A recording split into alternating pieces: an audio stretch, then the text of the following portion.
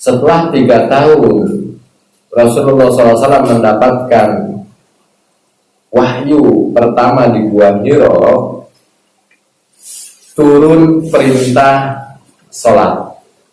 Cuma sholat belum 5 waktu. Jadi yang Isra Mi'raj itu yang sholat 5 waktu.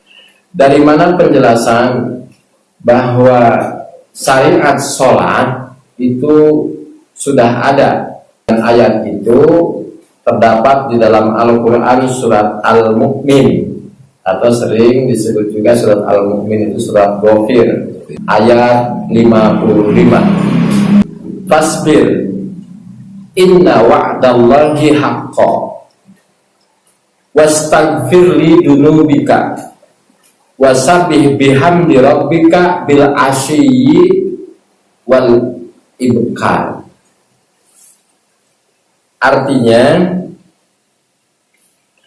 tasbir, bersabarlah engkau, inna wa'dallahi haqqo, sesungguhnya janji Allah itu pasti benar. Wastaghfir li dunubika, dan memohonlah ampun atas dosa-dosamu. Wasabbih bihamdi rabbika, dan sucikanlah dengan memuji Tuhanmu, bil asyi wal ibkar. Bil asyi waktu petang, wal ibkar dan di waktu pagi. Menurut penulis tafsir Fathul Qadir, ayat ini turun ketika Rasulullah SAW mendapatkan perintah dakwah secara terbuka. Allah Subhanahu wa Ta'ala memerintahkan kepada Rasulullah, pasbir, maka hendaklah bersabar.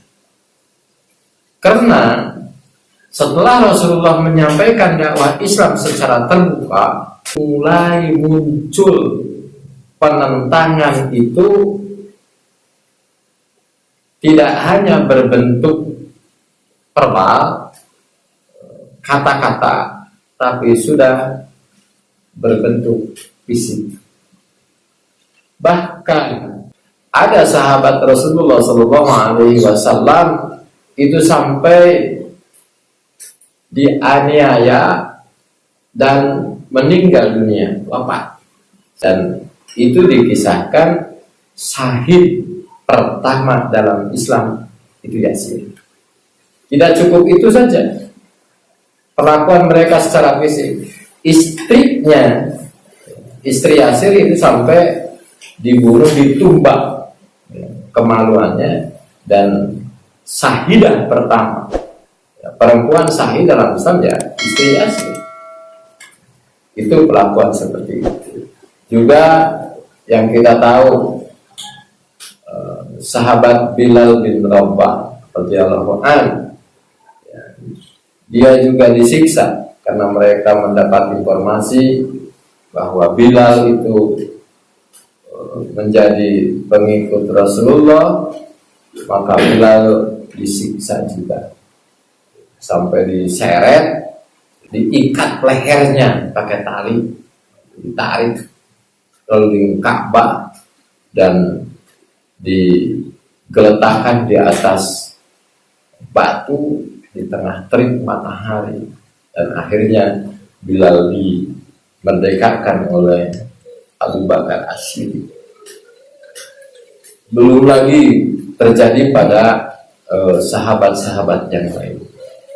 Maka Allah menurunkan surat Al-Mu'min ayat 55, pasbir, bersabarlah, inna wa'dallahi haqqo, sesungguhnya janji Allah itu benar.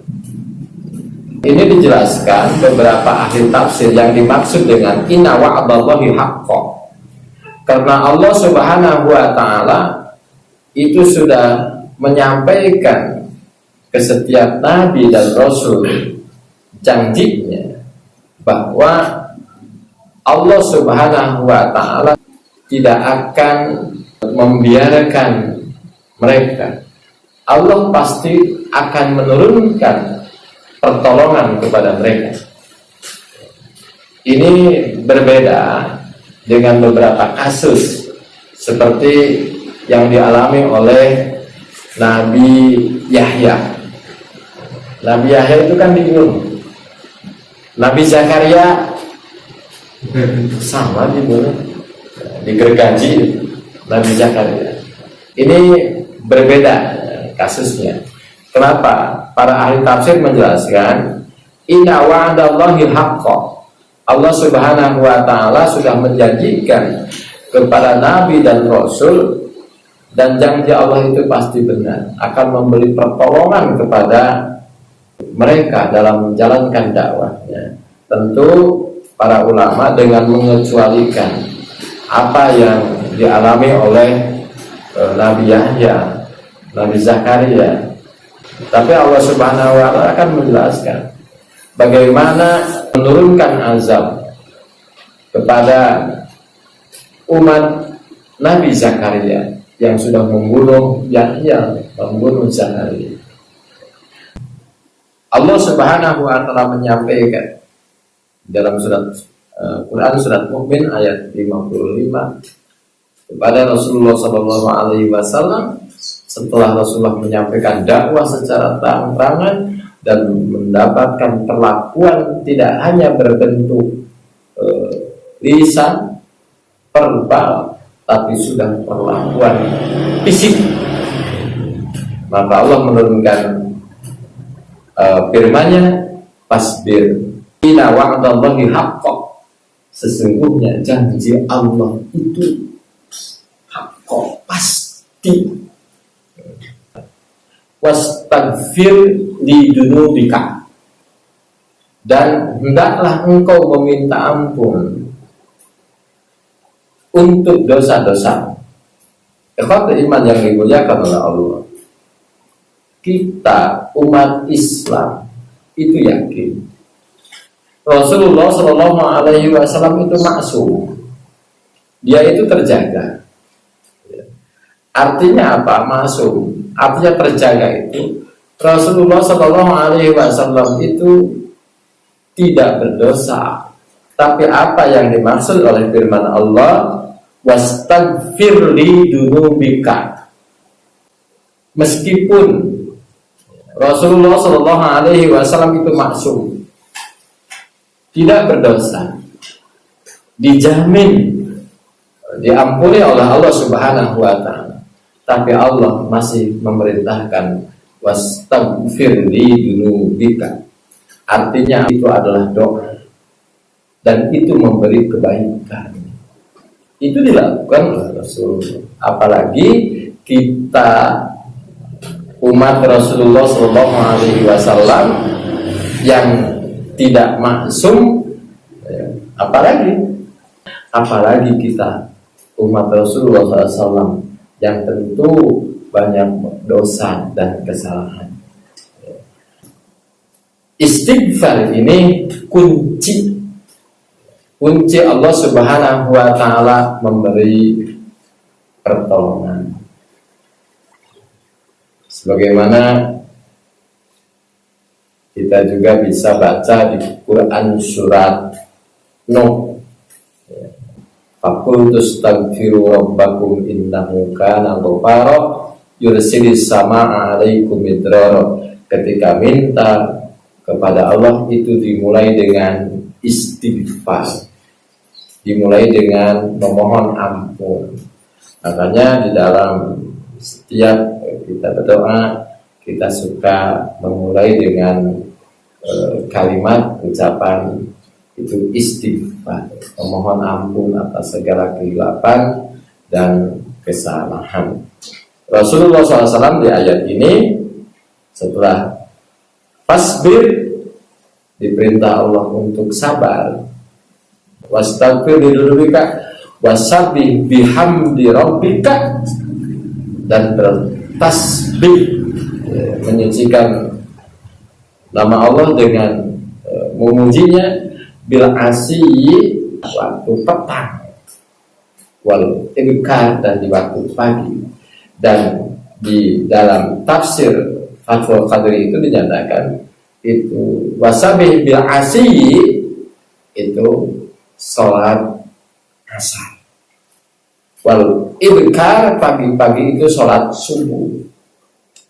Ahli tafsir menjelaskan setelah Rasulullah menyampaikan dakwah terbuka, awalnya kan dakwah itu secara tertutup, dakwah tusyir, terus dakwah tujahar, suruh dakwah secara terbuka, dan Rasulullah itu mendapat perintah sholat pertama, yaitu bil asyi wal ibkar.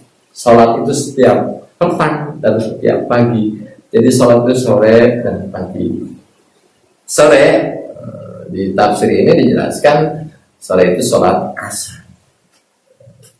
Ibkar pagi itu sholat subuh. Di dalam kitab Syirah yang disusun oleh Safi Rahman Al-Mubarakpuri dalam Syirah yang berjudul Hikum Maktum ini dijelaskan bahwa sudah turun perintah sholat. Sekali waktu Rasulullah SAW sholat di dekat Ka'bah. Tokoh-tokoh musyrikin Quraisy mereka sedang ada di sekitaran Ka'bah ketika melihat Rasulullah SAW sedang sujud. Salah seorang di antara mereka itu ada yang mengangkat kotoran unta. Kotoran unta itu maksudnya karena pas di situ ada yang sudah menyembelih unta dan isi perut unta itu dikeluarkan, masih di situ dia angkat dan disimpan di pundak Rasulullah SAW yang sudah sujud, sehingga Rasulullah SAW itu merasa kesulitan bangun. Sampai segitunya tindakan mereka kepada Rasulullah SAW. Jadi mereka sudah melakukan berbagai hal macam, termasuk tindakan fisik. Tidak cukup sampai di situ. Di tahun itu kebetulan sudah mendekati waktu musim haji. Tokoh-tokoh musyrikin Quraisy dia semakin khawatir karena di musim haji itu akan datang orang dari berbagai wilayah datang ke sana. Mereka takut dakwah yang disampaikan Rasulullah, risalah Rasulullah SAW, Islam itu akan sampai kepada mereka yang melakukan haji di tahun itu. Akhirnya mereka bersepakat, berkumpul, melakukan musyawarah, rapat di antara tokoh-tokoh mereka. Bagaimana ini cara? Oleh karena itu ambil kesepakatan. Gimana cara mereka bersepakat untuk menyematkan label-label citra buruk tentang Rasulullah. Di antara usul mereka ada yang menyampaikan begini: bagaimana kalau kita sampaikan kepada mereka yang datang untuk menunaikan haji, jangan dengar kata-kata Muhammad, karena Muhammad itu dukun. Itu mereka sampaikan di rapat itu. Gitu. Ada yang protes di antara mereka. Bagaimana kita menabelkan Muhammad itu dukun? Dia kan bukan dukun. Oh, katanya udah aja sebut penyair, tukang sihir. Bukan tukang sihir. Ini gimana? Mereka itu mencoba ingin menyematkan apa istilah di kita itu, kalau di kita kan ramai kemarin itu ada adrun dan lain sebagainya. Pokoknya mereka cari kata-kata yang pas untuk mempersepsikan bahwa Rasulullah itu sosok yang tidak layak didengar kata-katanya. Tidak itu. Itu dihukumkan. Di sini dijelaskan di dalam kitab dijelaskan. Akhirnya mereka tidak sepakat karena bukan tukang sihir, dia bukan dukun. Bagaimana kalau kita sampaikan orang gila, majnun. Tidak sepakat karena ia enggak gila. Tapi meskipun tidak sepakat, mesti harus ada kata-kata yang disematkan kepada Rasulullah SAW biar citranya jelek. Akhirnya mereka sematkan kata buruk itu. Dia bilang majnun mah gila, orang gila. Dia sematkan, dia nggak apa-apa meskipun dia sesuai. Dia tukang sihir katanya. Buktinya apa? Dengan dakwah dia sampai-sampai ada orang tua dan anak itu berpisah karena berbeda keyakinan. Suami istri berpisah karena yang satunya tetap dengan keyakinan syiriknya, yang satu dengan keyakinan tauhidnya, sampai-sampai suami istri itu bertengkar. Ya, saudara antar saudara itu sampai-sampai bertengkar. Oh, dia berarti itu tukang sihir yang bisa memutuskan persaudaraan, yang bisa memisahkan kekeluargaan. Itu disampaikan. Kata iman yang dimuliakan oleh Allah Subhanahu wa Ta'ala, bisa kita bayangkan bagaimana keteguhan dakwah Rasulullah Sallallahu Alaihi Wasallam ketika menyampaikan firman-firman Allah, ketika menyampaikan Islam awal itu. Makanya kita sekarang itu harus banyak bersyukur. Kenapa kita banyak bersyukur? Kita berada di lingkungan yang mayoritas Muslim. Kita bebas untuk melakukan aktivitas keislaman. Kita bebas untuk beribadah. Kita bebas untuk melakukan pembinaan dakwah Islam. Tapi kita bisa bayangkan bagaimana perjuangan yang dilakukan oleh Rasulullah SAW sampai Allah Subhanahu wa Ta'ala itu menurunkan ayat Fasbir inna wa'dallahi haqqan. Bersabar, sesungguhnya janji Allah itu pasti. Itu 3 tahun Rasulullah SAW melakukan dakwah sir, dan Rasulullah melakukan dakwah terbuka. Orang-orang musyrikin Quraisy kaget, sudah mereka halang. Ternyata